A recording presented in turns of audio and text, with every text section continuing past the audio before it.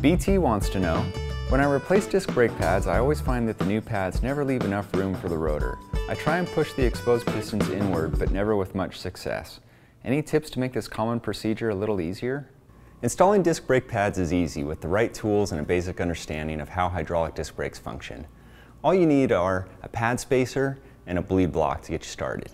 For example, Avid and SRAM brakes typically employ a single tool that does both jobs. One end is a bleed block while the other end is a pad spacer. For Shimano brakes, they're separate tools. Use the bleed block to reset the pistons back into the caliper. An alternative to using a bleed block to reset the pistons is to use a Park PP 1.2 hydraulic piston press or a Jaguar disc brake multi-tool. Now it's time to install your new brake pads. Once these are in place, use the pad spacer to ensure that they are properly gapped. A pad spacer from nearly any manufacturer will do because nearly all brake rotors are 1.8 millimeters thick.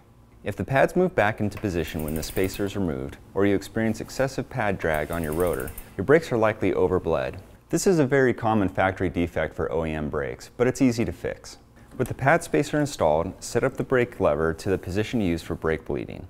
This means positioning the bleed port or hydraulic reservoir cap so that it's the highest point in the hydraulic system. For example, on current Avid and SRAM brakes, this means setting the lever vertical. For current Shimano brakes, this is roughly a 45-degree angle. Take a rag and wrap it around the bleed port to catch any runoff and then loosen the bleed port. You don't need to fully remove the bleed port cap, just back it off enough so that the excess fluid that's pressurizing the system can flow around the cap. Then tighten the lever bleed port cap back down. Wipe off the excess fluid, clean the area with isopropyl alcohol, and you're all done. If you want your question answered on Ask a Mechanic presented by Art Cyclery, send your inquiry to webletters@competitorgroup.com.